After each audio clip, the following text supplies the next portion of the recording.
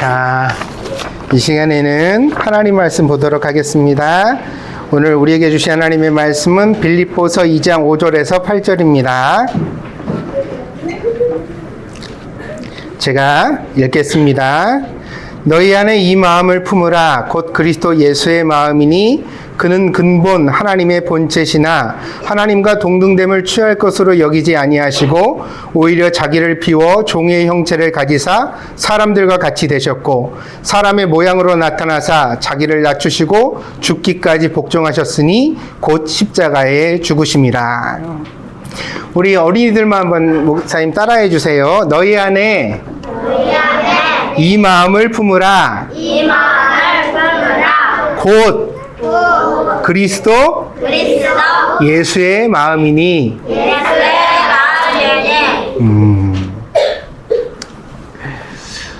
높은 데 올라가는 것을 두려워하는 사람들이 적지 않습니다. 일반적으로 사람들이 가장 공포를 느끼는 높이는 11m라고 합니다. 그래서 비행기에서 낙하산을 타고 뛰어내리는 부대가 있잖아요. 공수부대라고 하는데 이 부대원들은 낙하산을 뛰어내리기 전에 먼저 연습을 어디서 하느냐면 11m 높이의 망대에 올라가서 거기서 줄을 잡고 뛰어내리는 연습을 한대요. 그럼 전부 다 무서워서 못 뛰어요, 처음에는. 그런데 훈련을 잘 받아서 거기서 뛸 수 있게 되어지면 비행기를 태워서 저 구름 위로 올라가도 뛰어내릴 수 있는 용기를 가지게 된다는 것입니다. 그래서 높이 올라가서 뛰어내리는 용기, 우리는 이런 것을 보면 부럽기도 하고 또 되게 좀 쫓아가고 싶은 마음이 들기도 합니다. 그런데 여러분, 올라가는 것만큼 내려오는 용기도 중요합니다. 등산을 하다 보면 산을 오르는데 배우게 되는 점이 하나 있습니다. 산을 올라가는 것이 더 힘이 들지만 내려오는 것이 훨씬 더 위험하다는 사실입니다. 산에 가다가 사람들이 다치잖아요. 다리를 삐거나 넘어져서 무릎이 깨지거나 혹은 다리를 헛디뎌서 낭떠러지 같은 데 굴러가지고 다리가 부러지기도 하고 그러거든요. 근데 이런 사고가 대부분 어디서 일어나냐면 올라가는 중에는 일어나지 않는데요. 언제? 높은 산꼭대기에 올라갔다 내려올 때. 그때 내려오는 중에 많은 사람들이 다치게 된다는 것입니다. 그래서 등산에서는 열심히 잘 올라가는 힘도 중요하지만 무사히 내려오는 지혜가 못지않게 중요하다. 잘 내려올 줄 알아야 한다는 것입니다. 여러분, 무술 중에 유도라는 것이 있습니다. 유도도요, 처음 도장에 가서 배우기 시작하면 제일 먼저 가르치는 것이 낙법이라고 합니다. 낙법은 잘 넘어지는 기술입니다. 유도를 배우게 되면 상대가 기술을 걸어서 넘어뜨리거든요. 근데 잘 넘어뜨리려고 하면 먼저 자기가 그 기술에 걸려서 넘어지는 과정을 배워야 돼요. 근데 잘못 넘어지면 어떻게 되어져요? 그것도 뼈를 다치거나 혹은 심줄을 다치거나 다칠 수 있거든요. 그래서 처음에 들어가면 무엇부터 가르치느냐 하면 다치지 않고 안전하게 넘어지는 법을 가르친다는 것이에요. 그게 뭐예요? 낙법이라는 것입니다. 성경에는 겸손이라는 말이 나옵니다. 겸손은 아주 고급스러운 성품을 뜻합니다. 아주 높이 올라간 사람이 스스로 그 권위와 특권에서 내려와서 다른 사람들을 돕는 마음이기 때문입니다. 그래서 이 겸손이라는 말은요, 높이 올라간 사람이 스스로 자기를 잘 낮추는 법이에요. 그래서 겸손은 아무나 부릴 수 있는 게 아니에요. 내가 높아지지도 않았는데, 내가 할 수 있는 능력도 없는데, 내가 똑똑해지지도 않았는데 겸손해질 수 있는 법은 없어요. 겸손한 사람은 다 어떻게 해야 돼요? 무언가를 이루어내야 돼요. 높이 올라가야 돼요. 근데 그 올라간 데에서 자기를 잘 안전하게 낮출 줄 아는 법을 아는 사람, 이런 사람을 우리가 겸손하다고 말하는 것입니다. 중국을 통일한 한나라에는 이 한나라의 통일을 가장 큰 역할을 했던 한신이라는 사람이 있습니다. 이 사람은 어린 시절에 너무너무 가난했다고 그래요. 그래서 아무도 주변에서 이 사람을 인정해주지 않았습니다. 이 사람이 시골 마을에서 자라났는데 어려서부터 꿈이 컸어요. 나는 큰 사람이 될 거야. 그래서 돈도 없으면서도 있는 재산을 다 털어서 큰 칼을 사가지고는 그 칼을 옆에다가 장군이 차는 칼을 차고 다녔어요. 사람들이 보니까 어울리지가 않아요. 아니 뭐야 저 밥도 못 먹으면서 무슨 칼을 차고 다녀 저 정신이 이상한 것 같아. 막 그래 수군거렸어요. 어느 날 너무 가난해가지고 밥을 못 먹을 적도 있었대요.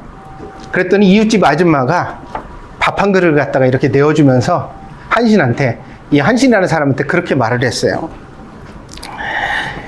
아유, 네 형편이 너무 어려우니까 내가 이 밥을 너한테 주지만 이걸 다시 내가 갚아줄 거라고는 기대도 안 해. 그러니까 갚을 필요도 없어. 한신, 이거 먹고 아프지만 말고 그냥 건강하게 열심히 살아라. 그러면서 덕담을 해줬다는 거예요. 근데 여러분 제가 뭐라 그랬어요? 이 한신이라는 사람은 한나라의 대장군이 됐습니다. 나중에.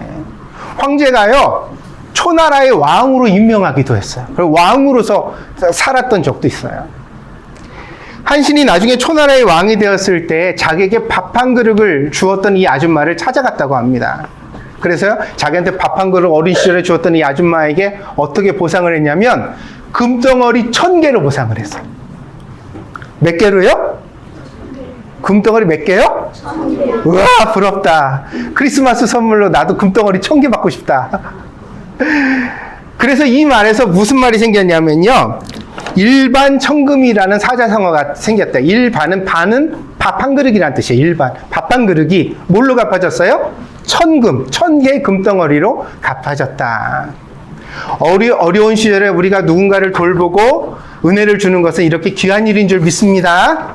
그러니까 여러분, 어려움에 처한 친구 도와야 될까요? 안 도와야 될까요? 아유, 쟤는 나한테 은혜를 갚을 리가 없어. 맞아요. 그런 사람한테 도와주는 거예요. 그럴 때 그런 은혜가 우리에게 아름다운 열매로 돌아온다고 가르쳐주는 일화가 있습니다. 그런데요, 이 한신에게는 이해 못지않은 한 가지 에피소드가, 재미난 이야기가 또 있어요. 듣고 싶어요? 듣고 싶어요? 안 듣고 싶으면 목사님 그만두고 이제 독도특강 시작하고. 어떡할까요? 들을까요? 한신이 마을에서 큰 칼을 차고서 길을 떡 걸어가는데, 어려서부터 어땠어요? 나는 큰 사람이 될 거야. 그러니까 꿈이 컸잖아요. 어깨를 떡 펴고 장군처럼 턱 걷고 있었어요. 근데 저기서 마동석처럼 생긴 큰 덩치의 거위 같은 불량배가 나타났어요. 그러더니 한신을 보고서 마음이 불편해졌어요. 아니 저 자식은 돈도 없고 가난하고 힘도 없는 놈이 무슨 큰 칼을 차고 길 한가운데를 걸어가. 저놈 그냥 두면 안 되겠다. 일로 와봐, 일로 와봐, 일로 와봐. 그러더니 이렇게 시비를 걸었습니다. 큰 칼을 차고 다니지만 사실 너는 별 볼 일 없는 겁쟁이가 아니냐? 내가 정말 사람을 죽일 용기가 있다면 어디 그 큰 칼을 뽑아서 나를 한번 찔러보시지. 만약 칼을 뽑을 용기가 없다면 오늘 너는 내 가랭이 사이를 기어서 지나가야 된다. 한신이 손이 부르르 떨렸어요. 어떻게 하고 싶었을까요? 한신은 능력이 없었던 사람이 아니에요. 무술을 진짜 잘했어요. 가난하고 배운 것도 없는 사람이 이 칼 쓰는 무술을 가지고 한나라의 대장군이 된 사람이에요. 그렇지만 한신은 그 자리에서는 칼을 뽑지 않았습니다. 한동안 가만히 있던 한신이요, 갑자기 무릎을 꿇더니 바닥을 기어서 이 불량배의 가랭이 사이를 지나갔어요.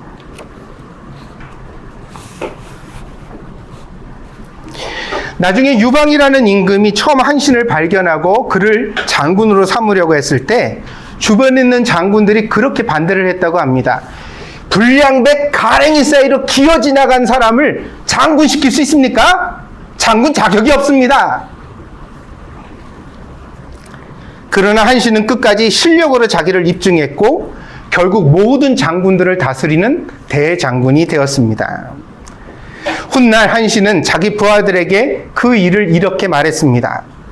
내가 그날 모욕을 견디지 못하고 칼을 뽑아 그를 죽였다면 나는 살인자가 되어 평생을 쫓기는 도망자가 되거나 죄수로 죽었을 것이다. 그러나 나는 불량배의 가랑이 사이를 기어 지나가는 치욕을 참을 줄 알았기에 오늘날 이 자리에 올 수 있었다. 여러분, 용감하다고 생각하는 어린이들 중에서 함부로 승질되는 사람 진짜 많아요. 조금만 화가 나도 못 참고 주먹부터 나가고 물건 막 집어 던지고 문 쾅쾅 닫고. 그런 어린이는 오늘 여기 안 왔죠? 왔어요? 안 왔어요?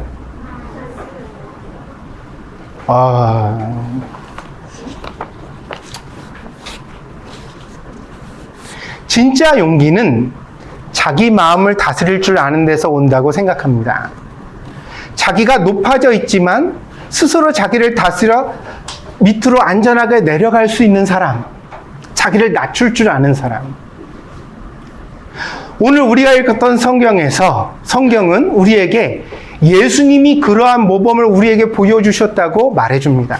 예수님은 하나님이신데 하늘 보좌에 앉아 마땅하신 분인데 그분이 사람이 되셨어요.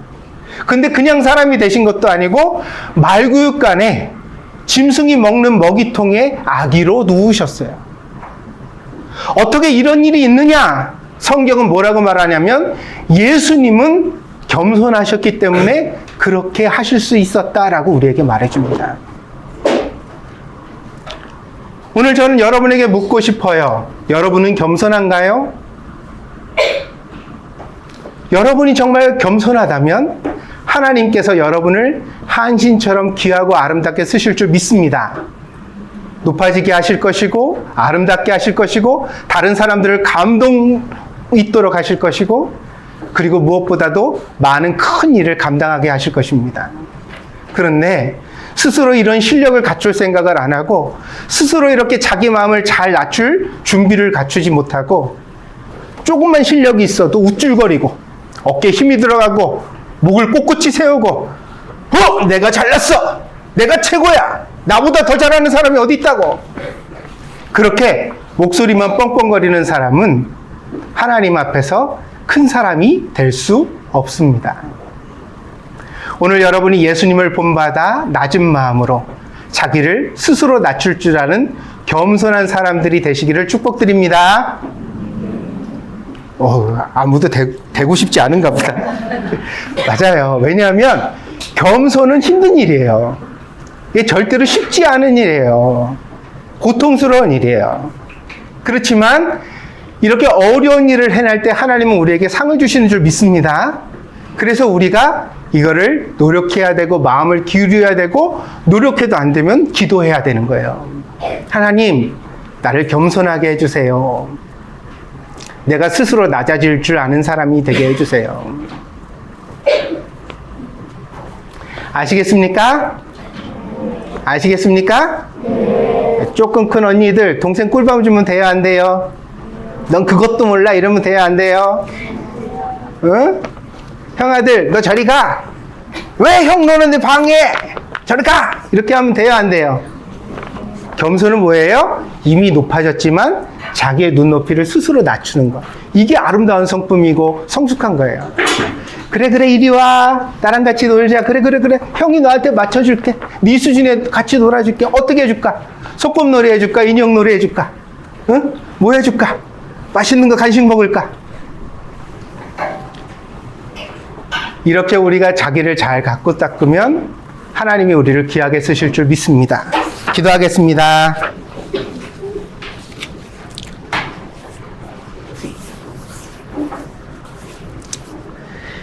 예수님을 본받는 사람이 된다는 것이 쉽지 않은 것을 압니다. 그러나 우리들 늘 기도하면서 예수님을 닮아가려고 노력하는 사람이 되게 하여 주시옵소서.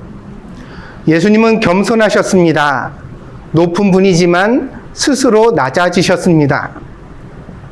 그렇게 하나님께서 예수님을 더 높이 영광스럽게 하셨다고 성경은 우리에게 알려주고 있습니다. 예수님을 본받아 우리도 겸손한 사람이 되게 하여 주시옵소서. 그 겸손을 배우게 하여 주시고 알기만 하는 것이 아니라 실천할 수 있는 사람이 되게 하여 주시옵소서. 하나님께서 우리에게 이런 은혜를 주실 줄 믿습니다. 감사드리며 예수님의 이름으로 기도하였습니다. 아멘.